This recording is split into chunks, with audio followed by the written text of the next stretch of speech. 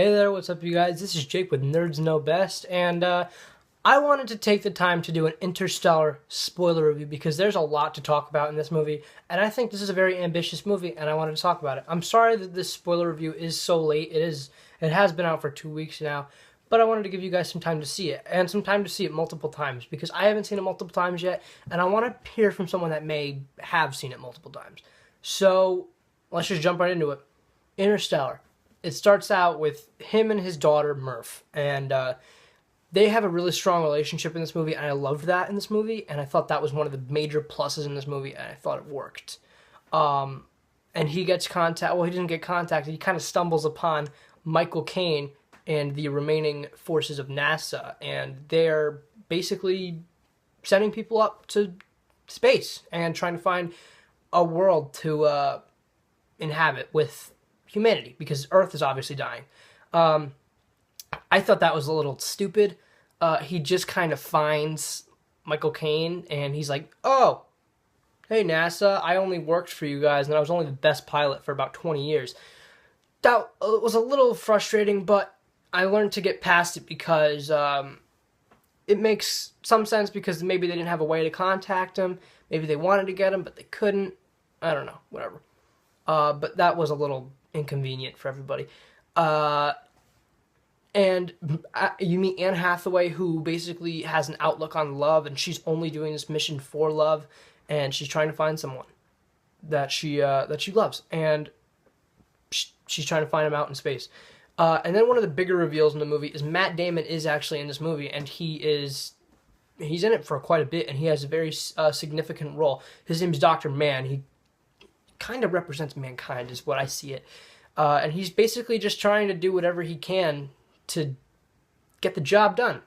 And even if that means trying to kill Matthew McConaughey. That scene was very powerful, and I thought that was one of the highlights of the movie. That whole scene with him with his busted helmet, I was like, wow. And then he, of course, screws up the whole ship, and then they have to dock it while they're spinning, which was another very intense scene, and I loved that scene, actually, and I thought the music fit. Everything worked really well in that scene.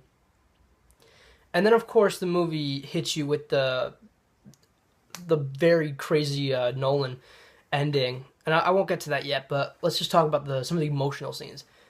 Murph grows older, and she's Jessica Chastain now, and she goes, "Hey, McConaughey, or Dad, where are you? Because you said you'd be back here by the time we were the same age, and I just turned your age today. So where are you?" And then she starts crying. It's really emotional. And then it really hit me how different the time is in space, and it goes so much slower than it would here on Earth. 1 hour on this water planet is 7 Earth years, and I was like, wow. And then, of course, they're there for like 3 hours. They come back, and his kid went through college and has a kid, and I was like, that was powerful, and I teared up, and I got really upset, and it was hard to watch, actually. I was really upset, and it worked, and it was really cool to see that. That was really interesting to me, and it had me intrigued, and I did a little bit of research on that, and I was like, this is interesting, and this is cool. And it really got me interested in science and stuff like that, so props to the movie for getting me to learn. I also loved a lot of Anne Hathaway's contributions to the whole thing, and I think she felt bad that Wes Bentley got hit by the wave and died, and basically, I can't wrap it. And there's one scene where they go through the black hole for the first time, which, by the way, powerful scene. They go through the wormhole, and she touches something outside of the ship, and she's like, ooh. And you're like, what was that about? And then, of course, it's explained at the end of the movie, that was actually McConaughey touching her. And then after that, it kind of seemed like she had a grasp on what was going on, and she sort of looked like she was in realization with everything, and she's like, oh yeah, okay. And then they went. And I thought all that was cool. And then, of course, the end of the movie, you find out Murph has this ghost in her room that sort of knocks books over and does like dust on the ground and stuff like gravity. And it was McConaughey the whole time, and he's a fifth dimensional being, and he was there and doing all of this. And I was like, and then he communicates with her through Morse code, telling her to stay, telling Murph to tell McConaughey to stay because this will play out again. And then, of course, he's going back through the black hole, and then he sees Anne Hathaway and you know, touches her and stuff.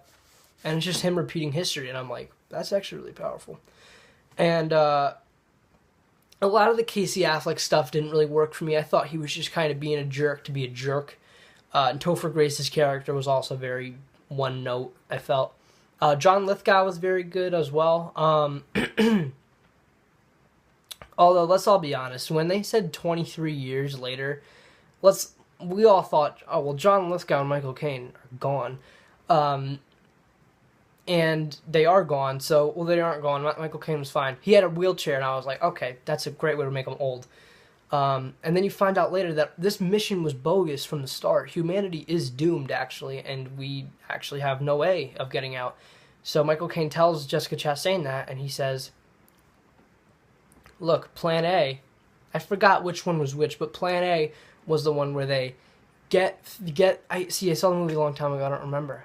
Plan A was where they get Plan A was they find a planet and then they bring humanity there that's inhabitable. Or they plant these eggs on planet and then they start a new humanity. And the only option is really Plan B. And Michael Caine tells her that, and he's like, there is no hope for us, I'm sorry, and then he dies. And I thought that, I was like, wow, okay, so we're basically screwed then. But then, of course, you find out, you know, McConaughey was totally gonna, and then he finds out this is all BS, and he gets away from Matt Damon and everybody, and he tries to get back to Earth, and then he basically detaches himself and the robot TARS, and they get off of the ship, and they detach themselves. And McConaughey ends up in this relativity library, and I'm like, okay, wow, what's going on here? And then he communicates with her through Morse code and everything, and everything comes together, and Jessica Chastain ends up saving humanity, and I thought it all came together pretty well. But the ending I'm still confused about. He wakes up on like a different planet, and this is basically, I think this is where humanity is now.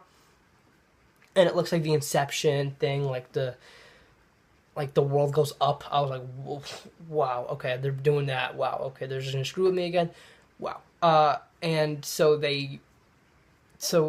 McConaughey walks into the room and he sees Jessica Chastain, and she's an old woman, or she's Murph, and she's an old woman, and she's just lying there dying on her deathbed. And then McConaughey's like, you did it. And then she's like, oh, she sees the dad, and she's like, oh my God. And that scene had me really upset as well. And she's like, well, Anne Hathaway's out there. And then you see Anne Hathaway out there with like a camp, and I'm still confused about it. If anybody could shine some light on it down below, that would be awesome.